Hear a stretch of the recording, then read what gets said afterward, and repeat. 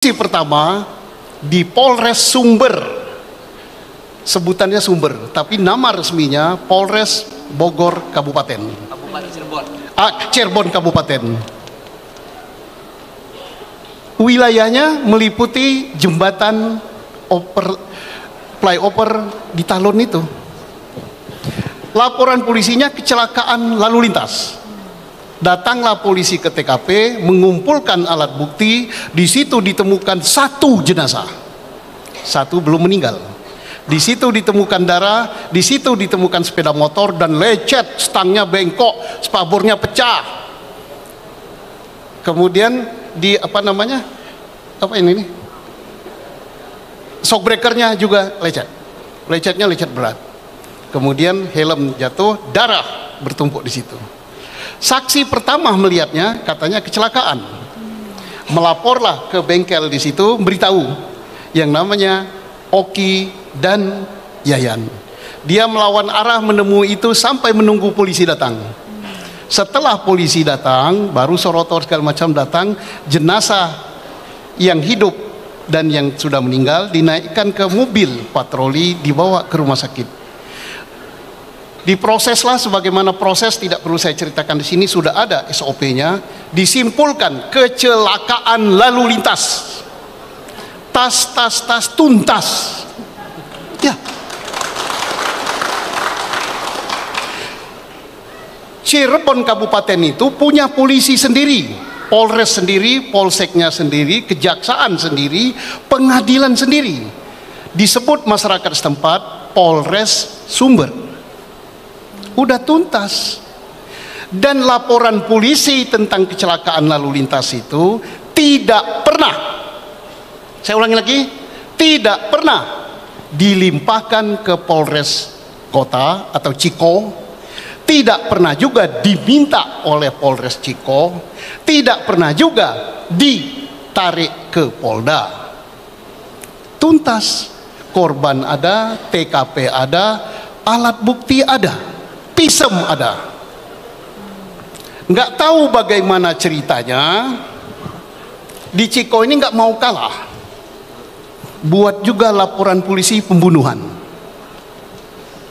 Siapa yang lapor? Pak Dedi tahu, jangan tanya pada saya. Lah kalau saya buka di sini saya pun nggak bisa dituntut ya kan, memang laporannya ada kok.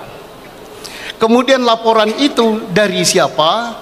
Informasinya bisa ditelusuri di berkas setebal begini. Saya udah baca berkasnya.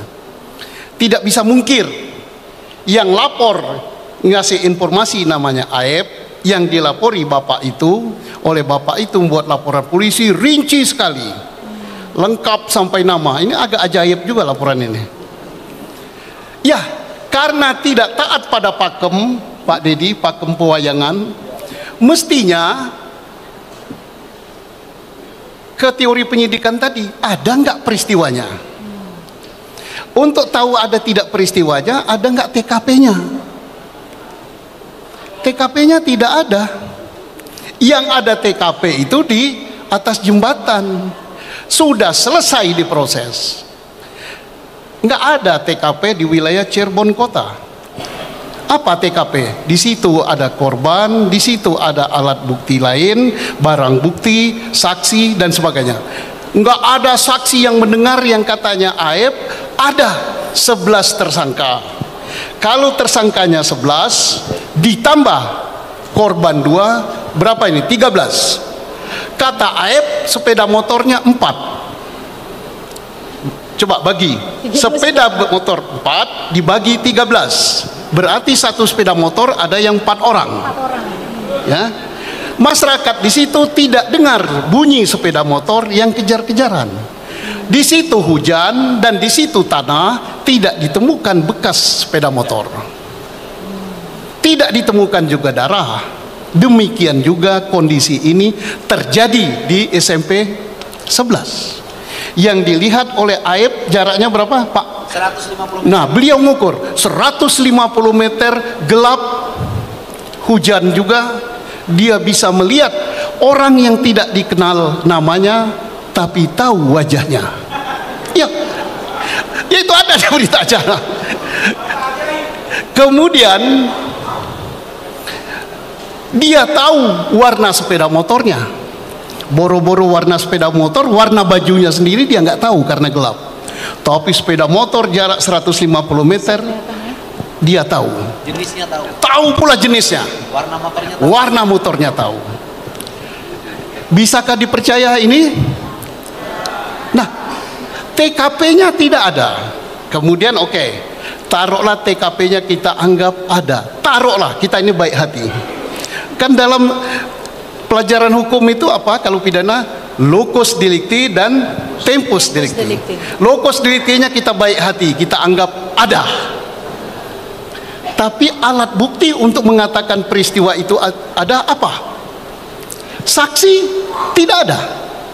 Kenapa saya berani mengatakan tidak ada? Adalah sekitar 10 saksi, termasuk Dede ini. Termasuk. Tapi diantara sekian saksi itu, Dede sudah mencabut, kemudian Liga Akbar mencabut, kemudian Aib tidak tahu rimbanya, dan lain-lain. Jadi kalau 10 atau 15 saksi, 1 orang atau 2 orang sudah menyatakan berbeda pendapat, maka kesaksian itu lemah. Tidak ada itu.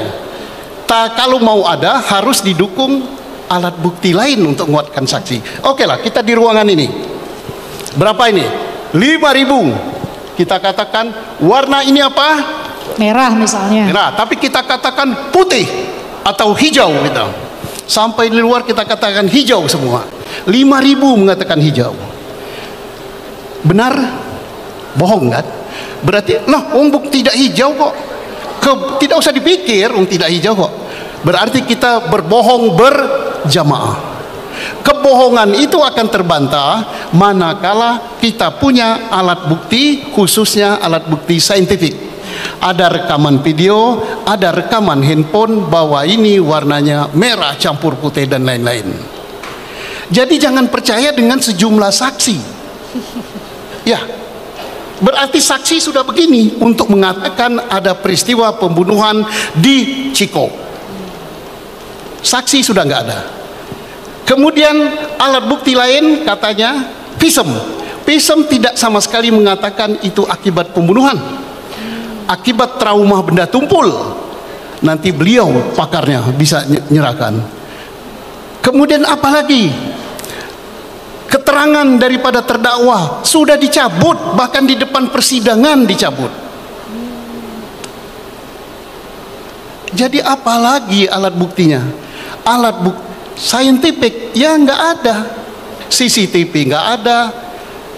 Nanti Pak Riza, Profesor Rizal menjelaskan lagi, dari HP juga nggak ada, darah nggak ada, kemudian visum sperma nggak ada. Ya kalau gitu, adakah peristiwa pembunuhan di kota Cirebon? Lah kalau tidak ada peristiwa berarti kita mengadili hantu.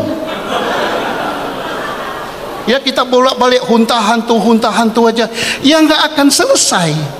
Tinggal cepat mana kiamat sama selesai perkara ini. Ya.